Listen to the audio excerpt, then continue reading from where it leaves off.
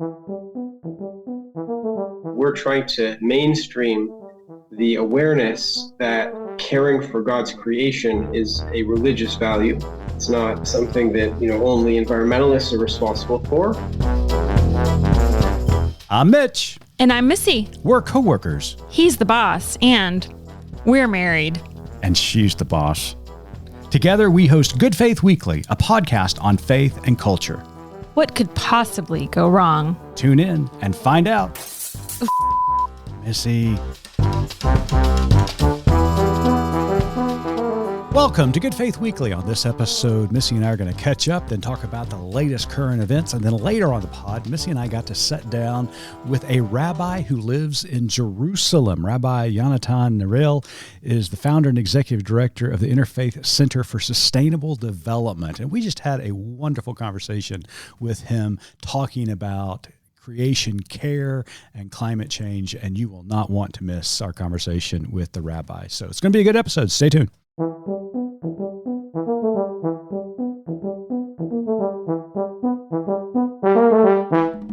Missy, how are you today? I'm nervous. Why? I mean, this is your fourth time, and we got through the third episode. Oh, we did.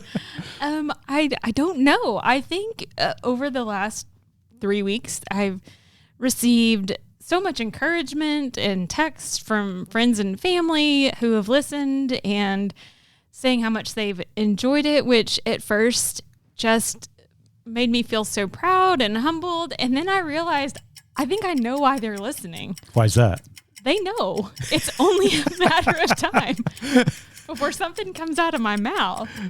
And there's a train wreck about to happen. Yeah, so, folks, if you get really quiet right now, wherever you are, you can hear the train whistle a-blowing coming down the tracks. It's going to happen, folks. I have a habit of putting my foot in my mouth.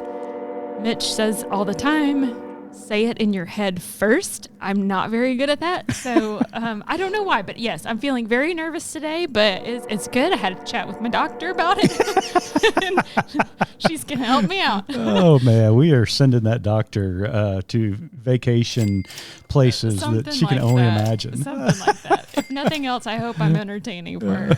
We'll see. Well, I'm glad you're back for your fourth episode. It's been a lot of fun. We're back from New Orleans. We are. I'm feeling very cultured right now. I know. You and I got to attend the 125th anniversary of Lock Carey, which is a traditionally African-American mission organization. It was a great time. We were very inspired by the speakers and the music and the sermons.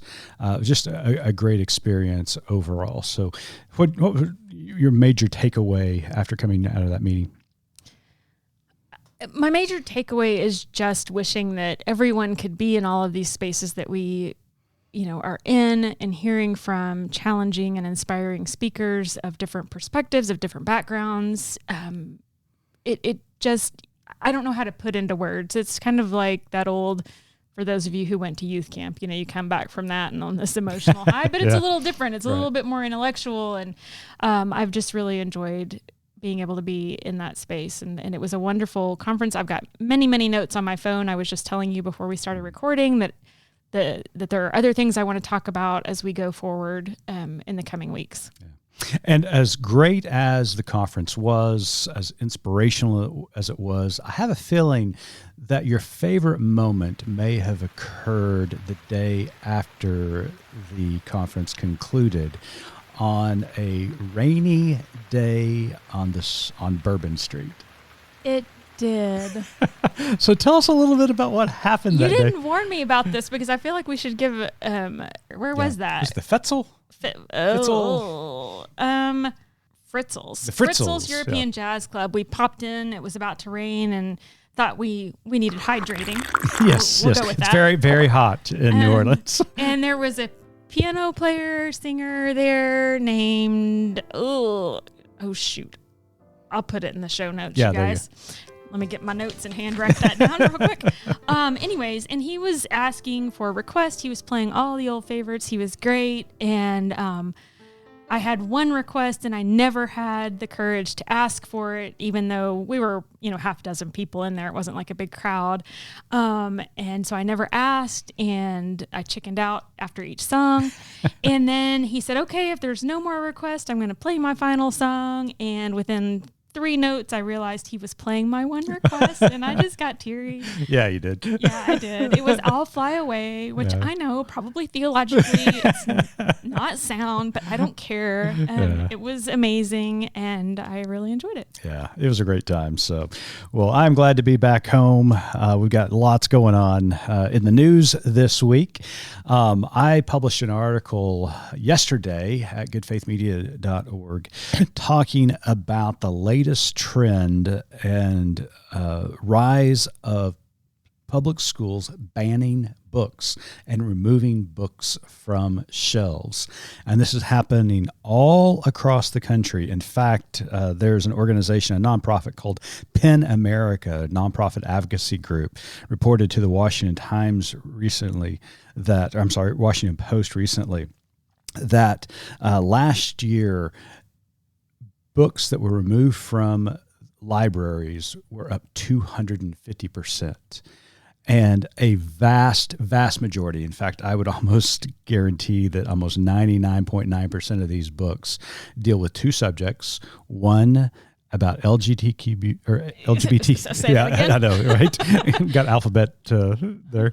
LGBTQ plus individuals, transgender kids, same-sex relationships, and then the second is dealing with racism or Black perspectives, and all of them are dealing with those 2 subjects that are being pulled off the shelves. Okay, before we get into this too deep, because I know you're about to go on a rant / sermon, and if I've learned nothing else in 26 years of being married to you, every good sermon has to start with an illustration. Okay, so give us an illustration. Are you nervous right now? I am a little bit nervous. You seem a little twitchy. Yeah. So I'm going to enter the confessional. Okay. There was a time in which I tried to censor a book in our home. Which book was this, Melissa? I'm just enjoying you getting nervous right now. So when our children were little, I went to Barnes & Noble when they were preschool one day and planted myself in the children's section and was determined to find a book about the birds and the bees. Yeah, so very scientific. Right. Yes. I was going to be very pro. We communicate with our kids. I mean, we had been to that point. We're going to be honest about everything and not hide things. And so I found a book by a woman named... Hang on, folks. Can you hear the train whistle getting a little closer? Lori Krasny Brown, and you may not know that name, but you know her husband. I do. Mark Brown. Really? Arthur. Yes. Sweet Arthur. Yeah. Okay. So I bought this book thinking this will be great. It was very age appropriate. It was just a very good body awareness book, but it did kind of go into the sex talk a little bit. So go home. And then I proceeded, sorry, to cut it up. Ouch. And I blacked out a word in the book that I don't like. It's not a bad word. Yeah. Just a word I don't like. Sure. My boys still give me a hard time about this today. And then we read it with our son, and that book in all its cut up glory is still in my closet because I want to remember my shame. So basically I thought it's wonderful to share this information with him, to be open and honest about our bodies, about relationships, to a point. There were conversations I didn't want to have because it made me uncomfortable. Not because it wasn't developmentally appropriate. It was very developmentally appropriate, but because of my discomfort with the subject, I kept that part from him. And I want to say fast forward a couple of years or a few years, and a church member / chaplain, professional chaplain, recommended or okayed a movie to us. Yes, I remember this very clearly. Blades of Glory. And he you guys don't remember it or haven't seen it, just trust that there are a lot of movies your kids will see that innuendo goes over their head. This one, it will not. No, it will slap them in the face. It slaps him in the face.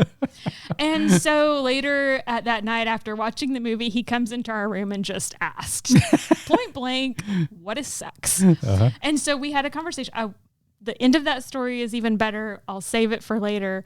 But my point being in this whole censorship thing is that my attempt at censoring something from our kid did not keep him from getting information. He got the information from a movie, a funny movie, albeit, but it kind of, it could have been presented a different way. I could have taken the lead on it and had an uncomfortable conversation, even though it was a conversation I didn't necessarily feel at ease with.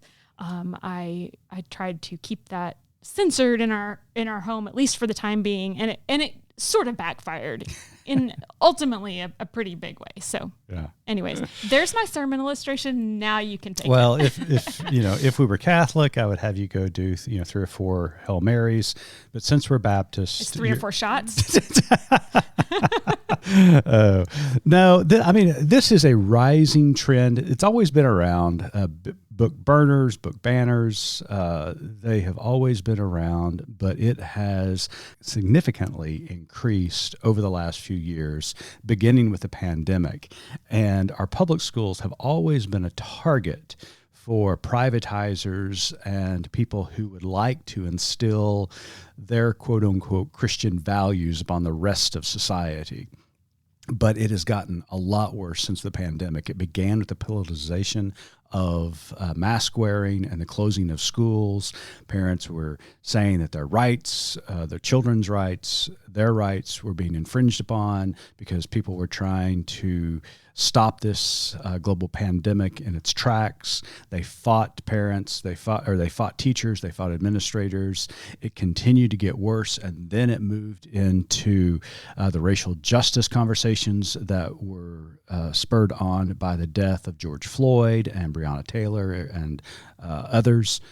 And there was accusations leveled against educators that CRT was somehow being taught in public schools. There's not one instance where CRT has ever been taught in public schools, because that is a college level type of philosophy that's taught in law school primarily, but it has never been taught in public schools. What has been taught in public schools has been history. And that is what parents are upset about. So in this last week, our town that we currently live in has once again made national news. Not only that, but the town we used to live in made national news. Maybe there's some sort of connection. Right. Maybe we need to look at the problem. Yeah. So both Keller Independent School District in Texas and Norman School District here where we live now have both made national news. Our children both started in Keller Independent School District and ended up both graduating from Norman Public Schools. We had a fantastic experience in both places, had wonderful teachers. It really saddens me to see what has happened this last week. But I'll let you kind of talk to that, because we have independently and collectively both been contacted by educators within our community, just very panic-stricken over what is happening in our state. Yeah, not only panic-stricken, but really fearful for their safety, because some of these educators have been threatened with violence because of books that are on library shelves all across the country. Let's begin with the situation in Keller, Texas. Keller Independent School District removed all the books that parents and students challenged one day before school started.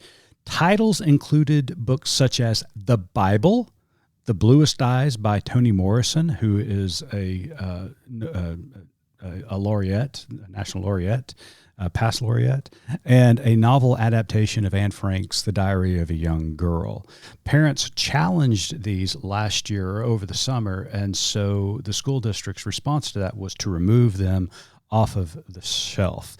Again, these primarily the Bible is an interesting. I don't think it's that interesting at all. If you read it, it's probably the most inappropriate book on the shelf. And if you don't believe me, you ask any 17-year-old preacher's kid. That's true. They will show you where all of the inappropriate verses are. That's exactly right.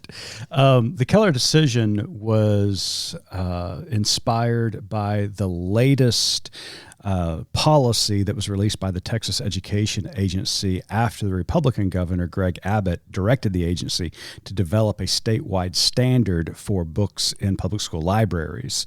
They decided that these books, as they were being challenged, no longer needed to be on the shelves until there was a review on them, and so they pulled them, causing all kinds of turmoil in the school district. They had a meeting this past week, and the local ABC affiliate down there was there to cover it. Keller High School senior Cameron Munn told the school board this week, the fact is that marginalized students in Keller ISD feel attacked by the school board because, again, all of these books are primarily dealing with LGBTQ plus issues as well as racism. Something, he said, what you all don't understand is that this basic censorship is much more than politics. It's about lives. And they are devaluing the personhood of these students by removing these books. And it's really a shame. And before you think it's just a bunch of parents who, are eager about this, no, this is a concerted effort to take over public schools. And if you can't destroy them, then you take them over. They've been trying to destroy them for a long time, to privatize them. And since they cannot destroy them, they're going to try to take them over. There's a group in Texas, a company by the name of, it's a cell phone company called Patriot Mobile. It's a Texas-based cell phone company that donates a portion of its customer phone bills to Christian causes. And get this, in local elections in Tarrant County, where Keller is located, as well as Fort Worth, this company's political action committee, Patriot Mobile Action, raised over $500,000 for Keller ISD candidates and other candidates in Tarrant County so that they could implement these policies district-wide. And they are succeeding. They are taking over local school districts, and they're taking over local governments, city governments. And this is a concerted effort to take the country over by utilizing these scare tactics and this fear mongering, and it is really terrifying to think about. Well, not only are they wanting to control what is available to students, to control the narrative, as we talked about a couple of weeks ago, but like you said, if you can't just get rid of public education with a swipe of a pen, what you can do is you can just completely handcuff teachers from being able to do their job. Mm-hmm. And this is in part what that does, and what we can talk about in a moment. What is happening in our community is that teachers are basically being forced to close their classroom libraries because of the policies set in place, the approval process for each and every book that is in their classroom. And because it's so insurmountable to do this task, they're just having to close it down. So basically, if you want to, claim the narrative that public schools are failing, so let's just shut them down, well, you do that by not enabling teachers to do their job. And we know phenomenal people, both in Keller ISD and in Norman ISD, who are incredible teachers. But they can only do so much when you continue to take and take and take from them. And so that's what's so frustrating, is that I feel like even in the administration level, there are people who genuinely do not agree with these policies and want to see teachers be able to succeed and have access to materials to teach their students. But the school district is also being held captive, and it feels like in our school district, what we're hearing is the teachers feel like they're a little bit thrown in front of the bus. Like they don't have any sort of representation or support because of the way that Norman has chosen to write policy and to implement this law that we have, this House Bill, what is it, 1775, that is so vague. It doesn't really outline guidelines. And so school districts are scrambling to try to figure out what to do. Yeah. In the case here in Oklahoma, in Norman, more specifically, a teacher gave out a QR code to the Brooklyn Public Library's site Books Unbanned. And because she gave out that QR code, they said that she was in violation of that House bill. And there's some debate whether she was fired or she was suspended, but she's claiming that she was dismissed from Norman Public Schools because she dared to give information to students about banned books. Now think about that for a second, Missy. It's just baffling to me. I mean, this is stuff you read about in history books. This is what you read in Nazi Germany. This is what you read in the old Soviet Union. Anytime there's an authoritarian or totalitarian type of government that tries to rise up within a community or a country, this is what they do. They start to burn books and to discourage learning and education as much as they can. Where does this stop?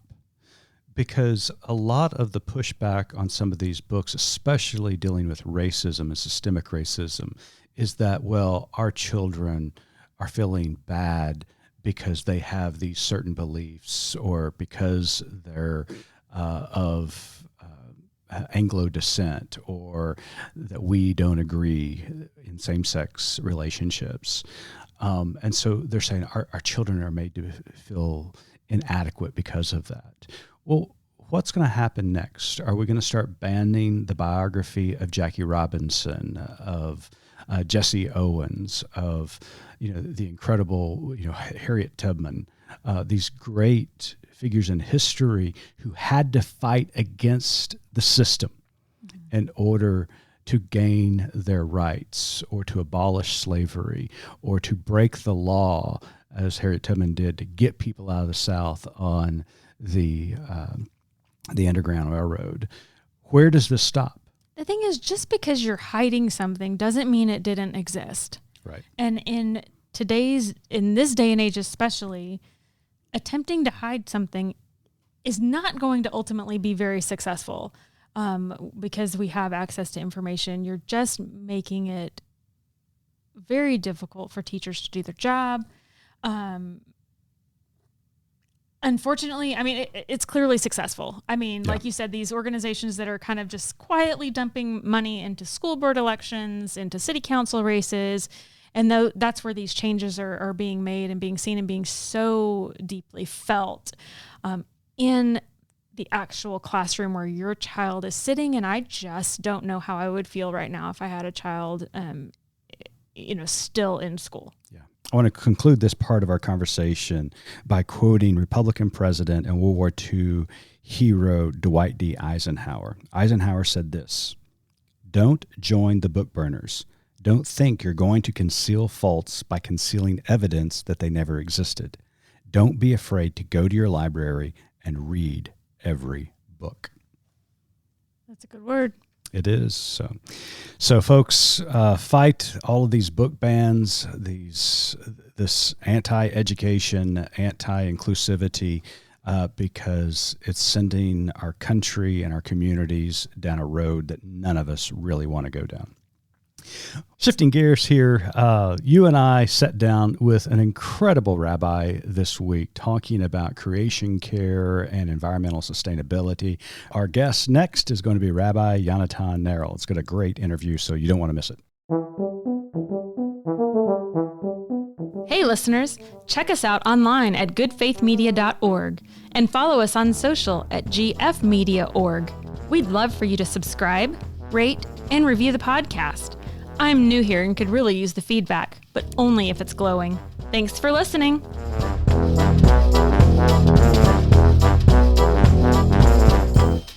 Welcome back to Good Faith Weekly. On this episode, we've got a very special guest with us all the way from Jerusalem, Israel. Rabbi Yonatan Neril is the founder and executive director of the Interfaith Center for Sustainable Development. Yonatan holds a MA and BA from Stanford University, focusing on global environmental issues, and received rabbinical ordination in Israel. Yonatan is co-author of the best-selling book, Eco Bible, which shines new light on how the Hebrew Bible and great religious thinkers have urged human care and stewardship of nature. He has spoken internationally on religion and the environment, including at the UN Environmental Assembly and the Parliament of World Religions. He is the lead author of 3 books on Jewish environmental ethics and also co-authored 3 reports on faith and ecology courses in theological education.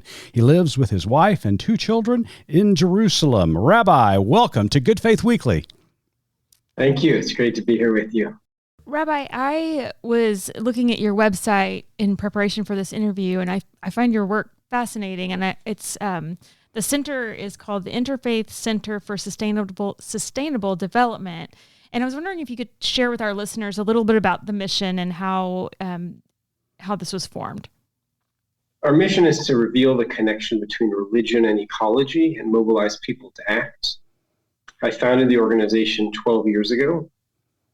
Here, and we're based in Jerusalem. I founded it because many people think that religion is one thing and environmental sustainability is another thing. And if I were to ask, a common religious adherent, tell me something from your religion that relates to how we can care for God's planet and God's creation. So, some people would be a little challenged to respond to that. And so we're trying to mainstream the awareness that caring for God's creation is a religious value. It's not something that, only environmentalists are responsible for, but that based on deep-seated religious teachings, we have an obligation to care for and protect God's creation. So how do you think, I'm sitting here going back to my upbringing and childhood in a faith-based arena and how as small children, a lot of what you're taught in, Protestantism is in Sunday school, as we call it, is about God's creation. That's kind of our foundation in the church. And I think somewhere along the way that gets disconnected from our faith in my experience. Why do you think that is, or how do you think that is, that all of a sudden we find ourselves in a situation where it's almost antithetical to people who are faith-based to also care for the environment? It seems like there's a tension between these two ways of thinking. How does that split, do you think, happen? It's a great question. I think part of it has to do with the training of clergy and religious school teachers. My organization has been involved in what we call ecologically informed theological education over the past 10 years or so. Most clergy in the world, whether they're Christian or Muslim or Hindu or Buddhist or Jewish, most clergy, when they go for theological education, caring for God's creation isn't a central part of it. Most clergy are learning about theology, liturgy, history of their religion, and many other topics, also learning languages, whether it's Hebrew, Aramaic, Latin, Greek. And the topic of sustainability is just not part of it. So most clergy leave their formation periods and they haven't even had a 1-hour lecture about this topic of connecting their religion to ecological sustainability. And therefore, when they go and teach and preach in their congregation, most of them don't actually talk about this issue. It's sort of like a non-issue.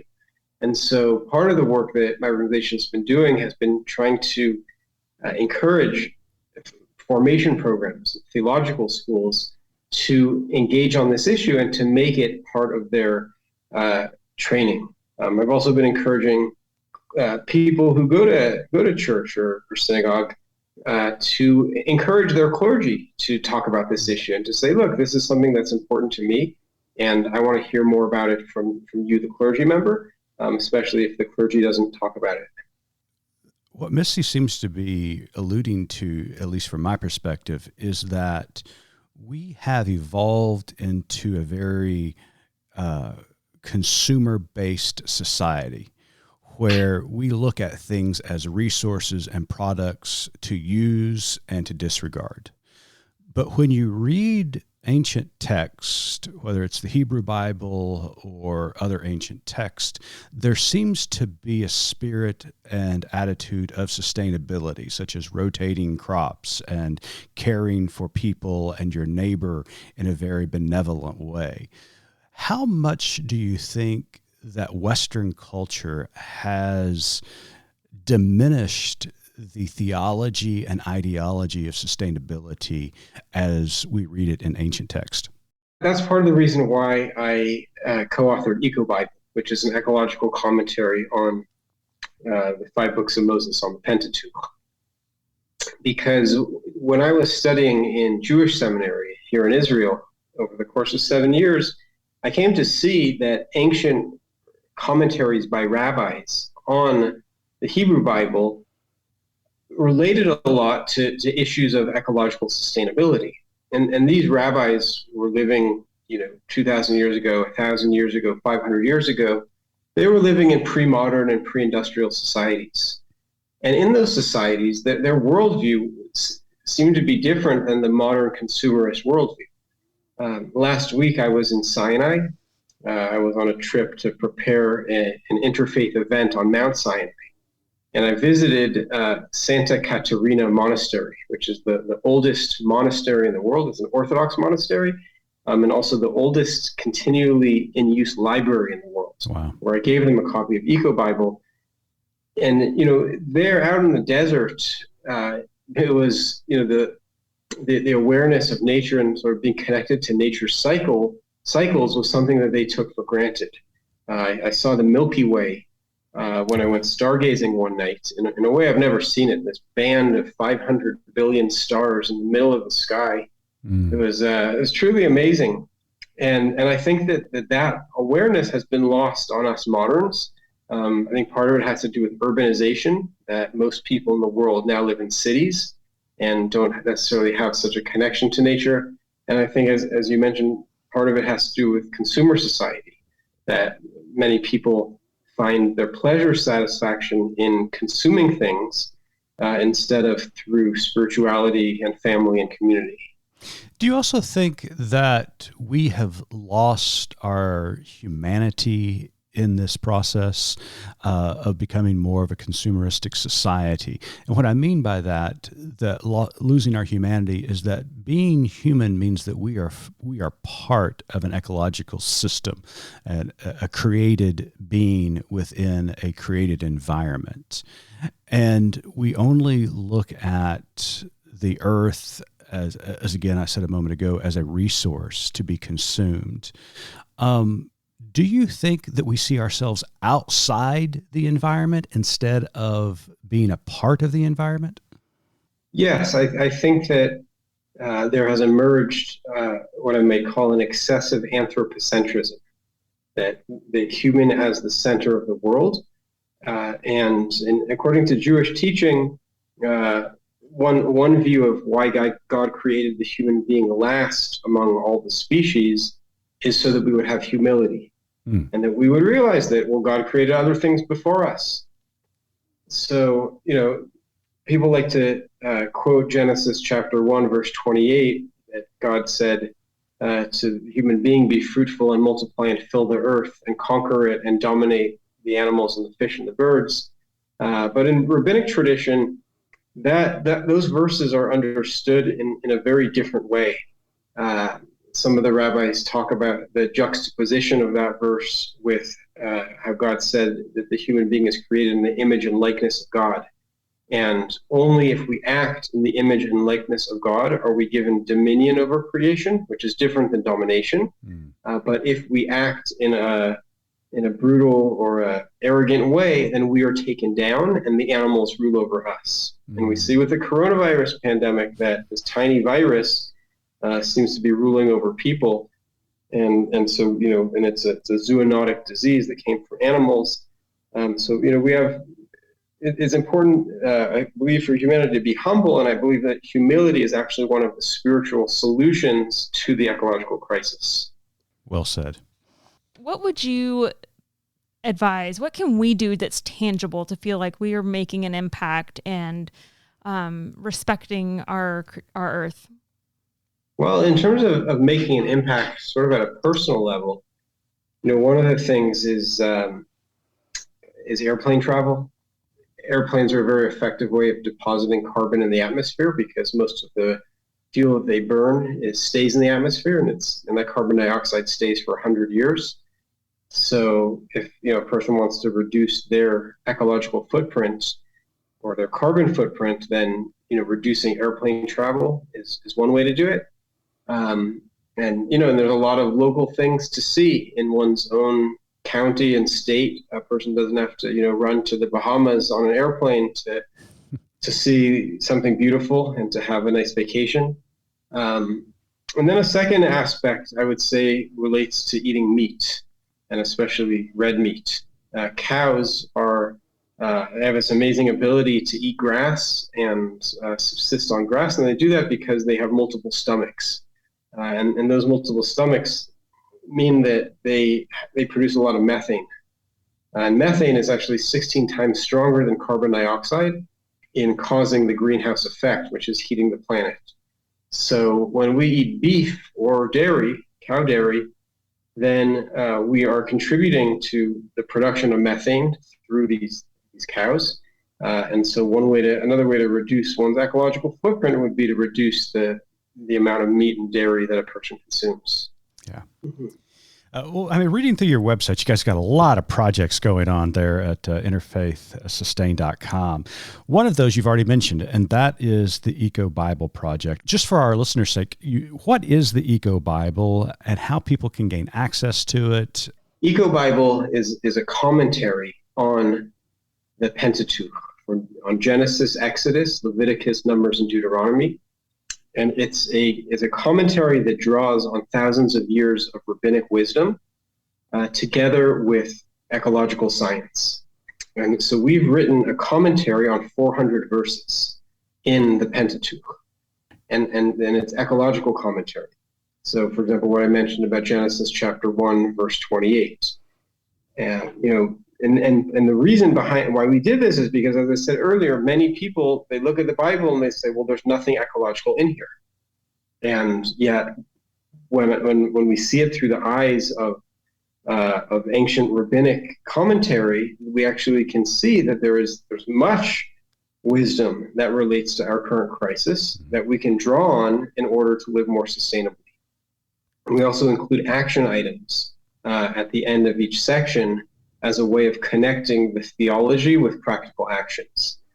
And this is, and I'll mention one other aspect of this, that we've been working with a Lutheran pastor based in Kentucky for the Reverend Shade for the past year, and have been developing a monthly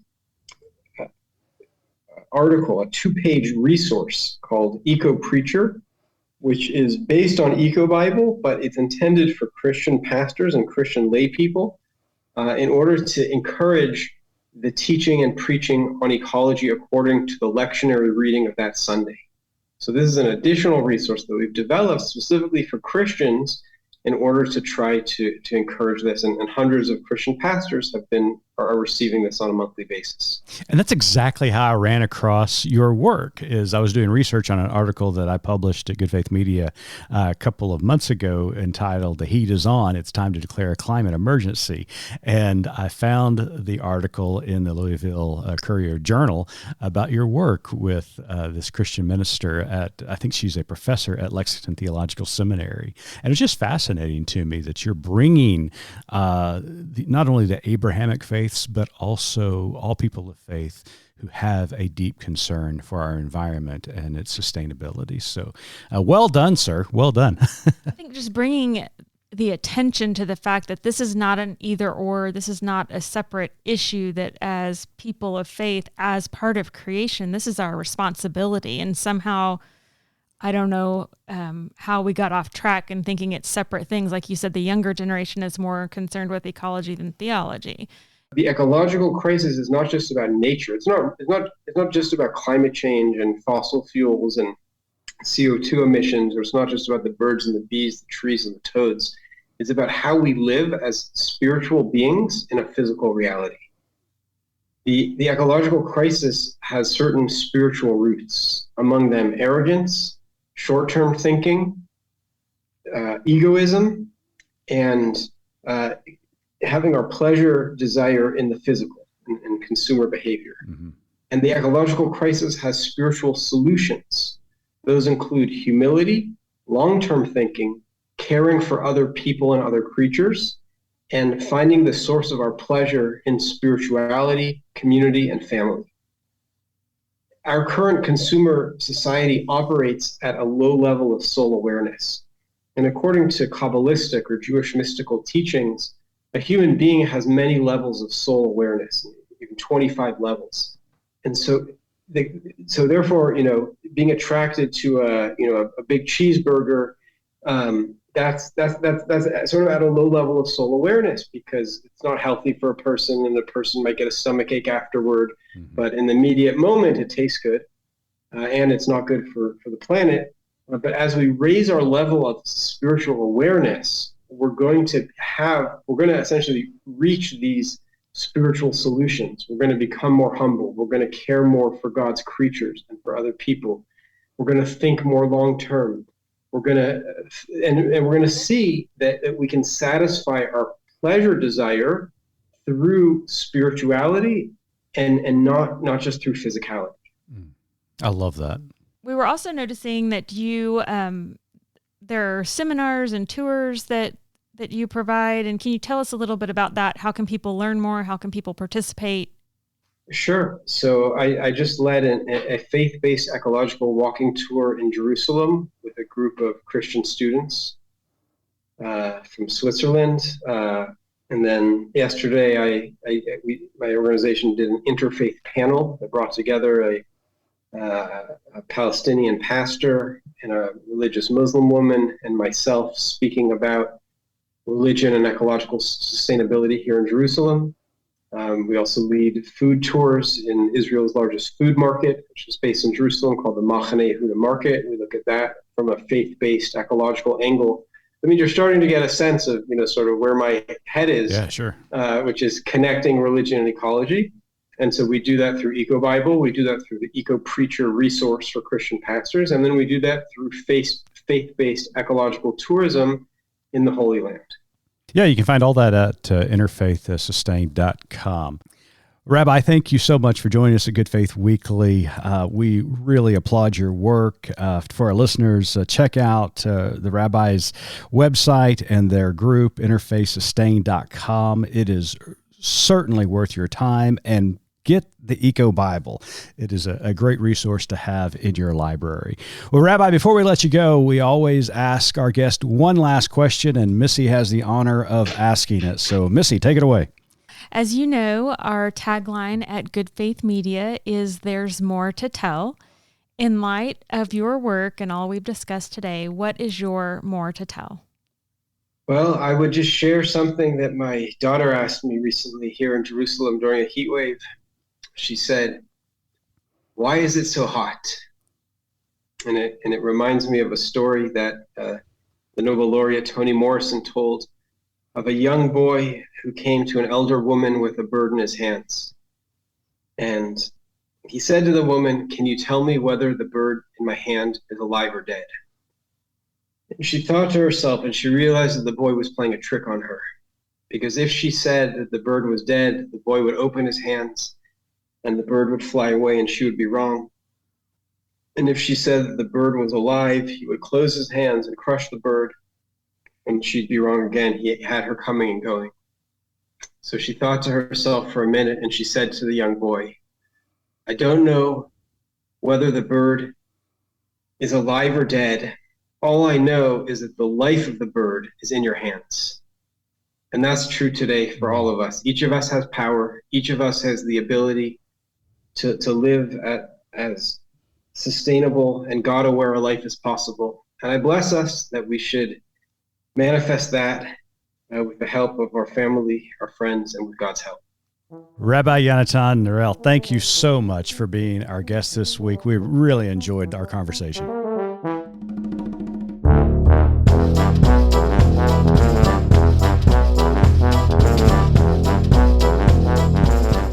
You've been listening to Good Faith Weekly, hosted by Mitch and Missy Randall. This weekly podcast from Good Faith Media discusses matters of faith and culture. Subscribe wherever you get your podcast and give us a like and a glowing review. We produce the podcast out of Norman, Oklahoma. Our music comes from Pond 5. And we're supported by listeners like you. Learn more about us at goodfaithmedia.org.